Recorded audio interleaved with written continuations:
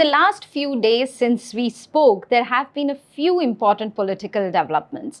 The Supreme Court granted bail to AAP leader Sanjay Singh, who was arrested by the Enforcement Directorate in a money laundering case related to the now scrapped Delhi excise policy. For AAP, which is grappling with leadership vacuum, this is good news.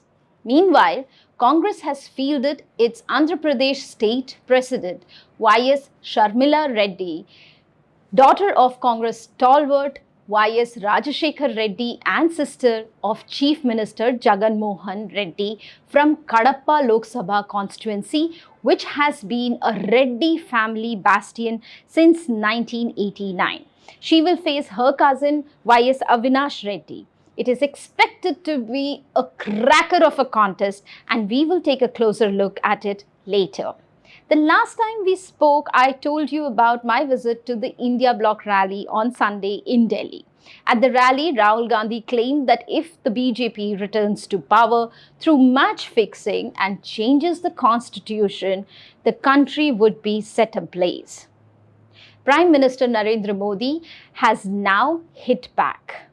Opening his election campaign in Uttarakhand, he taunted the Congress, saying that being out of power has made them so desperate that they are now talking about setting things on fire. And borrowing from Indira Gandhi's famous slogan, "वो कहते हैं इंदिरा हटाओ, मैं कहती हूँ गरीबी हटाओ," he said, "मैं कहता हूँ भ्रष्टाचार हटाओ, वो कहते हैं भ्रष्टाचार बचाओ." These exchanges are only going to get sharper as the polling date nears. But for now, we are taking you all the way to Manipur to discuss the Outer Manipur Lok Sabha constituency. Let me tell you two distinctions about this seat. One from the recent time and one from the pages of history. This is the only seat in the 2024 elections where polls are being held in two phases. And in the very first general elections held in 1952, this was among the 12 seats across the country which the Socialist Party won amidst a Congress wave. But these aren't the compelling reasons why we chose to speak about this seat. We are coming up on 1 year since the conflict between Kuki-Zos and Meiteis began. The violence began over Meitei community's demand for ST status. The horrific photos and videos that started circulating soon after perhaps will never fade from our conscience. I'm joined today by my very brilliant colleague Abhinay Lakshman, who has been closely following the conflict. He's here to tell us about the peculiarities of this seat and also the electoral impact of the conflict on this election. Welcome, Abhinay, and paint us a picture about this seat. Tell us more about how it looks and who are the voters. So the geography is interesting of the state. The way it looks is there is a central valley right in the middle of the state. That's where Imphal is, Imphal East, West, Bishnupur, a couple of other districts, and that's the urban center of the state. Resources, hospitals, schools, that's where they're all concentrated. This entire valley is surrounded by hill districts on all sides. And these hill districts are where the tribal populations live. So, and they're divided between Nagas, districts that are dominated by Naga tribes on one end, and then districts that are dominated by Kuki-zo people on the other end. In the middle of all of this, of course, because the valley and hills are merging at the foothills, there are also farmers and agricultural workers from the Meitei community who do live along the foothill areas of the state. And these foothills have now become a buffer zone since the conflict, because the security forces wanted to keep the hill-based tribal people away from the valley-based, Meitei people. In addition to that, we also have an interesting population of Pangals who are in fact Meitei Muslims. They're about 7% of the state's total population, but they are also occupying certain pockets in the Outer Manipur constituency. So tell me, who are the two top contenders? So as far as Outer Manipur is concerned, right now we have two contenders, top contenders. Both of them are from the Naga community. One has been fielded by Congress, while the other has been fielded by a long-term contender in Outer Manipur, the Naga People's Front. The Congress has gone on to field Alfred Kangnam Arthur. He's 47 years old. He has a cool profile. He used to be in a rock band. He was a journalist for a while, and now he's entered politics. And then we have Timothy Zimic from the Naga People's Front, who is replacing the sitting MP Loro Fose. And NPF has had a complicated relationship with the BJP, but for this Lok Sabha election, the BJP has announced full support to the NPF, and they are not contesting the election whatsoever in Outer Manipur, as far as Outer Manipur Yeah, is but concerned. that's quite curious, no? Because in the 2019 election, BJP had contested this very seat. They had got some 33% votes. Sure. So what changed? It is a complicated situation because the NPF and the BJP's relationship in those two states have been very complicated and nuanced over the last few decades. Because when Mr. Nephew Rio started the NPF and started the alliance with BJP in Nagaland, they were in alliance for 15 years before the 2018 Nagaland Assembly elections, when Mr. Rio left the NPF, joined the National Democratic Progressive Party, decided to form a whole of a new alliance with the BJP and form a new government in the state itself. But at the same time, the NPF as a party believes that they cannot let go of the BJP's alliance in a place like Manipur. Because of the population, the Naga population in the northern Manipur hills, it is very crucial that till the Naga peace process is fully completed to the end that the Naga community wants to achieve, it is very important that their interests be protected wherever they are situated. And the party truly believes that the Naga people in Manipur seem to be more vulnerable to the central government's abilities to whatever they can do to them than Naga people in Nagaland currently. As a result, they have rationalized that even if we are in opposition in Nagaland, for instance, now, like NPF is now, they want to keep up an alliance with the BJP. In fact, as far as some leaders have said, that even last time when the BJP was fielding a candidate against NPF, there were friendly contests that were happening, and it was an underhanded agreement between the two parties that we will be okay with this kind of a contestation.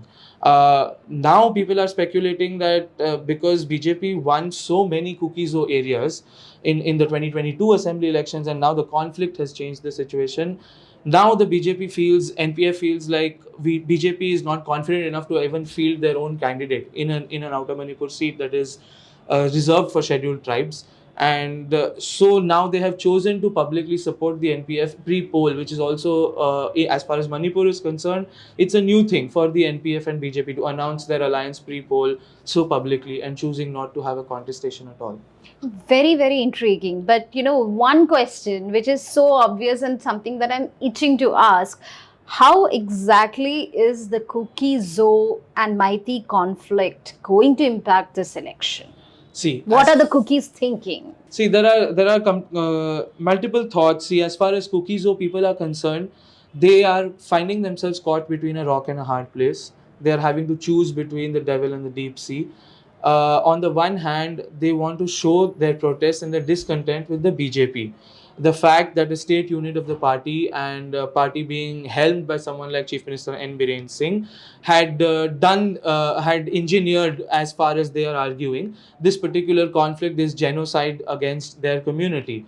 But at the same time, they know that the central leadership, the central government and the central leadership of the party did not do enough to step in or react to the situation. Or nothing, actually. As far as they're arguing. Now, the point is that BJP seems to be an option where they really, really want to express their disappointment and their political discontentment with the state unit and with the central unit.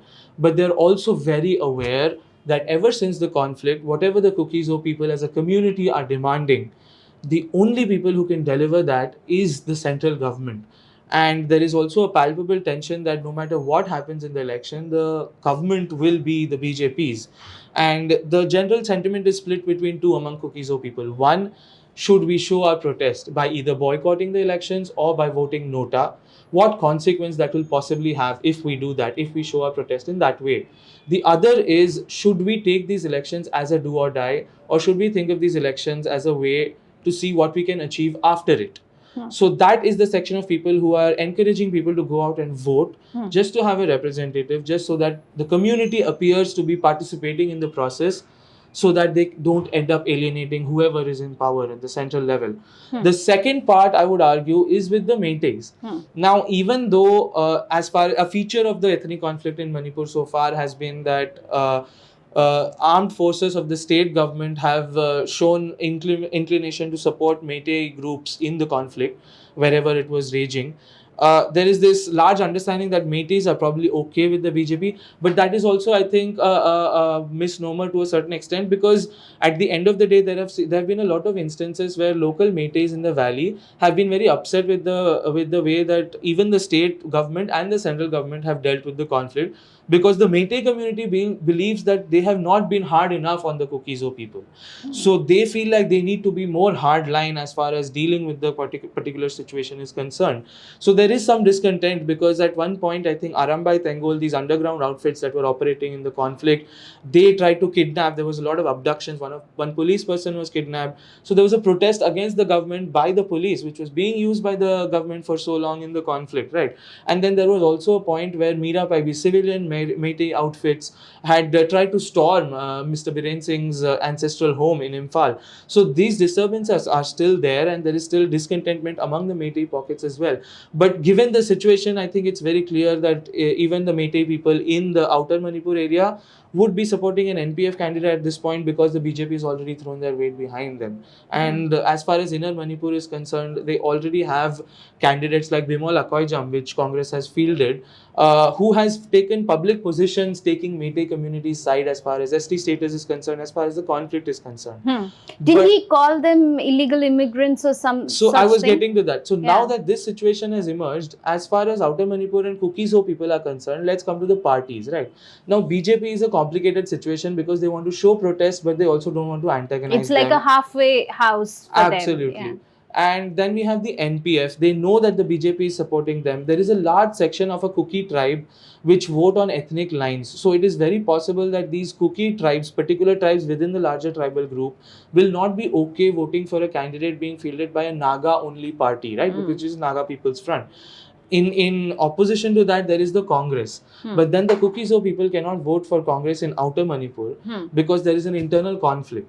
They will be voting at that point for a party who has fielded someone like Akoijam in Inner Manipur, just one constituency over, and Akoijam, someone who has just been calling them or portraying them as illegal immigrants in public debates for all this while. So that conflict is going to be unresolved, and a lot of people are now discussing whether we should go for nota or to boycott the vote altogether.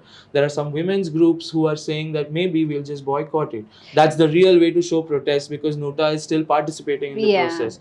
But then there is also fear, what happens if we show our protest in this manner. Understood. So it's a very difficult choice for the Kuki-Zo community. Thank you so much, Abhinay, for taking us through this extremely difficult terrain of Manipur politics.